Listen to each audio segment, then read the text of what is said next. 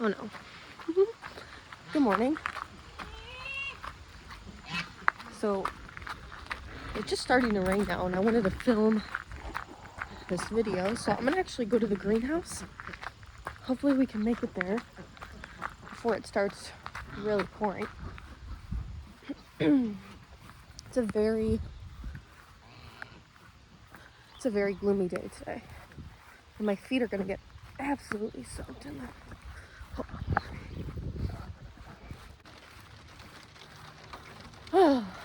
It's Friday, so it's like exciting that it's Friday, but it's also just so crappy. Here, you can see better now that I'm in the garden. It's just a really gloomy day today.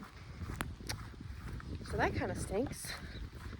And I left my garden trash bag out in the rain, so I'm gonna have to move that. The greenhouse, I have not been in here in a hot minute.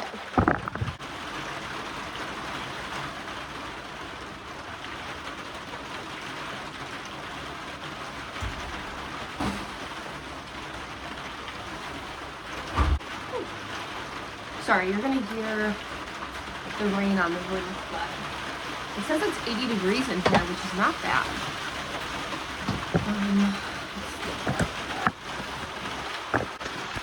It's pretty good, right? Hopefully this rain is not louder than me talking, so I'm gonna make sure that I talk somewhat loud. So I did a poll on my Instagram. If you guys want to follow our Instagram, it's just _ Sleepy Hollow Farm. Goodness gracious. This rain is really throwing me off. Anyways, follow us on our Instagram if you want to kind of help us choose what videos to film and stuff like that. So I did a poll on my Instagram, which is where I was going with this until I got sidetracked. What video you would rather see first. So we had a seed saving video, and then we had this video that I'm doing today, which is what I'm growing in my fall garden. So the fall garden one, that's what we're going to be filming today. I have a notebook that I wrote down a bunch of stuff in about the seeds that I'm starting, or the seeds that I'm going to grow in my fall garden, because I wanted to tell you a little bit about what I'm growing as well, instead of just, oh, I'm growing spinach. And it's like, okay, well, if you're new to gardening and you're not really sure how to use the things that you're growing in your garden, I think it's really important that you also kind of give examples of what you would use it in. Somebody watching might be at home and be like, oh, I could totally add spinach into my soups or my salads or my smoothies in the morning. So maybe that's something that they want to grow. Hold on, let me open this window. It's getting warm in here. Some airflow. Okay. Now that we have some airflow in here, got my little seed pack.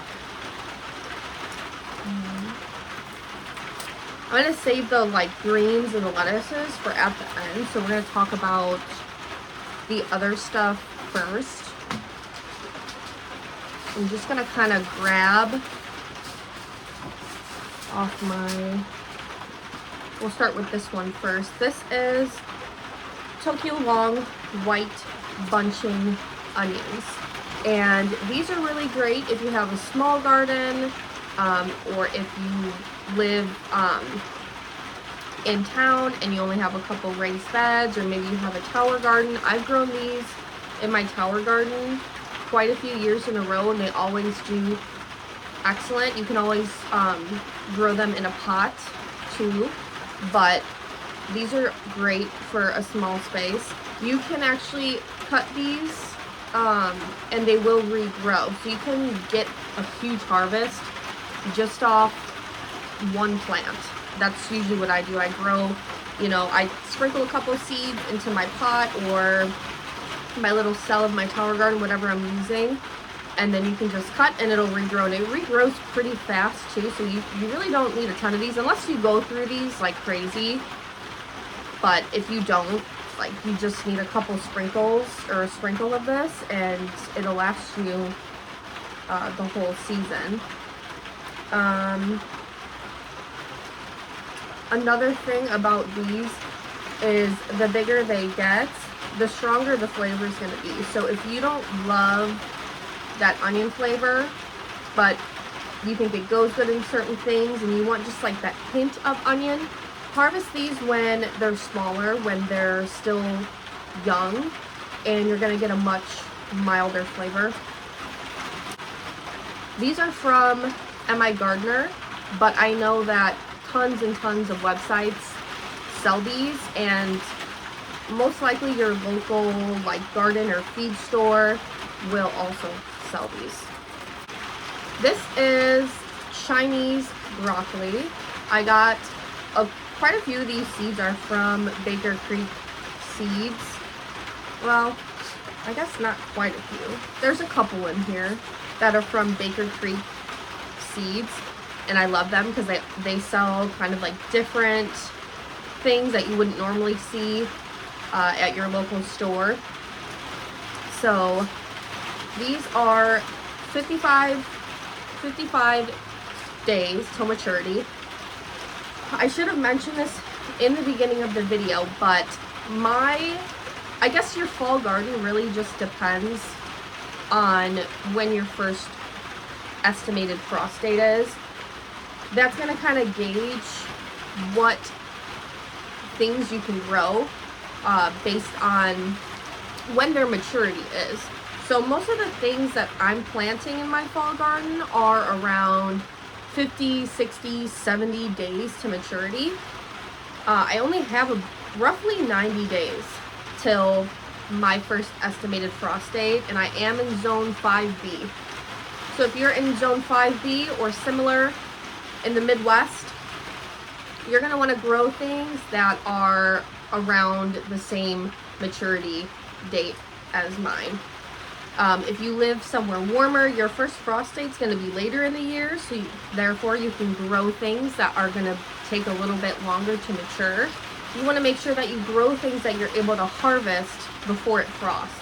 Otherwise, you're going to plant it, it's going to be all ready to go, you're going to be excited, and it's going to frost, and it's going to kill your plants. So don't make that mistake. Always check the maturity date on your seeds to make sure if you can grow it or not. There was things that I couldn't grow that I wanted to. Brussels sprouts, some carrots, I think even broccoli. Those were just like 100 days, and it's just not going to work with my 90 days. And that's just a rough estimate. The frost date could be before that. It could be after that, but I don't know. I can't tell the weather. So make sure that you're picking stuff that you're going to be able to harvest before your first frost date. You can look it up on Google. You can just type in where you live, estimated first frost date, and it should tell you roughly what your first frost date is going to be.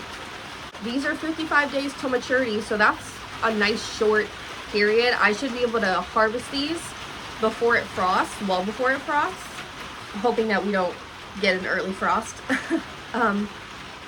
These are like a cross between asparagus and broccoli. I've never grown these before, but I'm very excited because my family loves asparagus and we love broccoli. So I think it's an interesting kind of cross. It says that they're a little bit sweeter than asparagus and broccoli, so I'm interested to try it. I think it would be good in like a stir fry or just cooked as a side dish. You can eat all parts of this plant. So you can eat the stem, you can eat the leaves, you can eat all of it, which is the case with a lot of plants. You can kind of eat the whole plant. It's just sometimes you really don't want to. We'll stick with the Baker Creek seeds. So this is the, I don't really know how to say it. It's Komatsuna Old Tokyo. It's like a spinach. I guess it has a mild spinach flavor. It is a type of spinach mustard.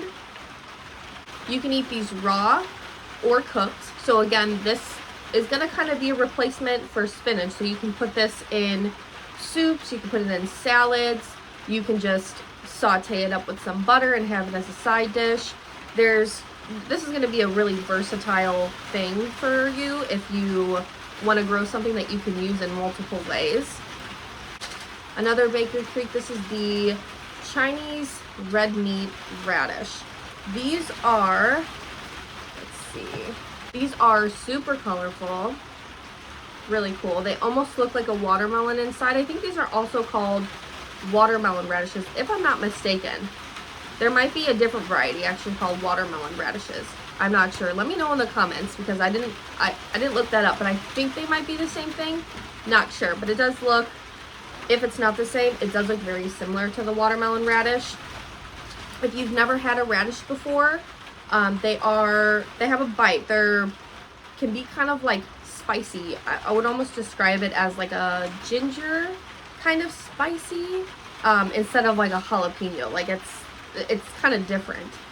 But these are gonna be about 4 inches, and they have white and green skin with a rose red center. And it says they are a delicious fall radish. So there you go. Plant these in late summer so that you can harvest them in the fall. These are going to be really great for salads. You can pickle them. You can put them on your salads. You can put them on tacos. Pickled radish on tacos is really good. Just throwing that out there. But yeah, these are just a really pretty thing to grow. I'm excited to grow these. And radishes also, I think, are around 50-55 days to maturity.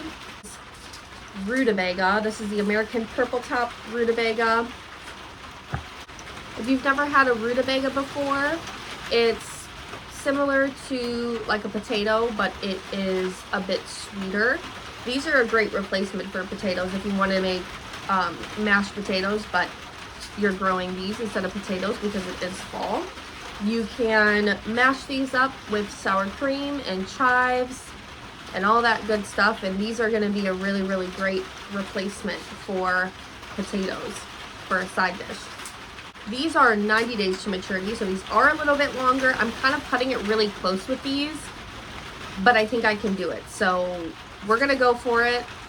Sometimes you got to take risks in gardening, and that's what I'm going to do with these because I have about 90 days roughly, and these are 90 days. So the reason that I'm going to grow these is because you can actually leave these in the ground over winter as storage as long as you mulch. So I'm thinking, like, if I just leave them in the ground, they're gonna get to where they need to be. The top can handle, you know, the frost if I've mulched. So I'm hoping that I can get these, I can harvest these. These are rainbow blend beets. So there's all different kinds of beets. Gold beets, red beets, white. I forgot what those are called, but just all different kinds of beets. Beets are good for salads. If you roast them, you can put them in salads with like goat cheese and balsamic. Really, really good.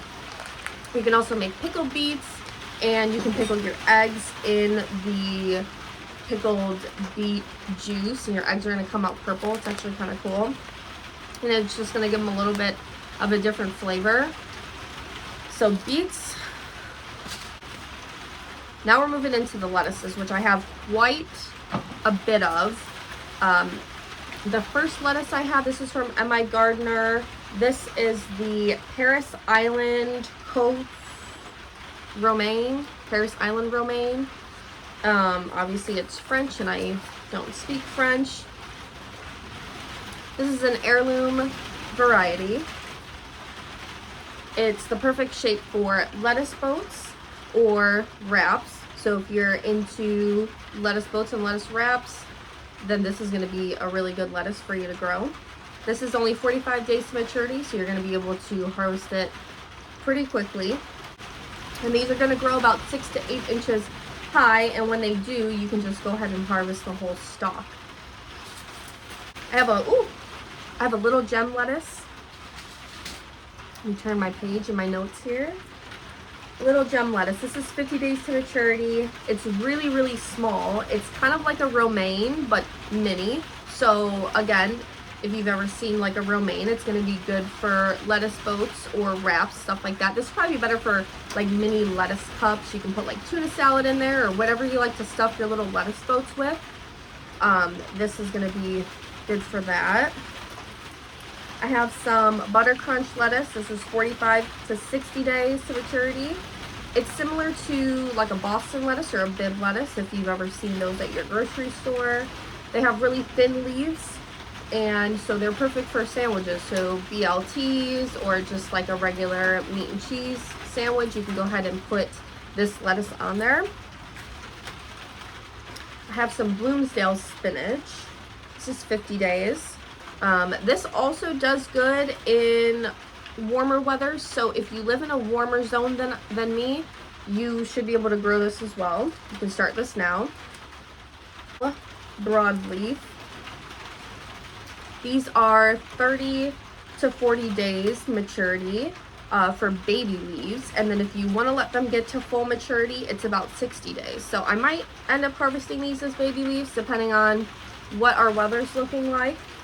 But you do have to be careful with these. These are very invasive, so if you're growing these, make sure that you're growing them in a pot or a tower garden or just in a bed maybe that you don't have anything else in, that you don't care if this kind of takes over.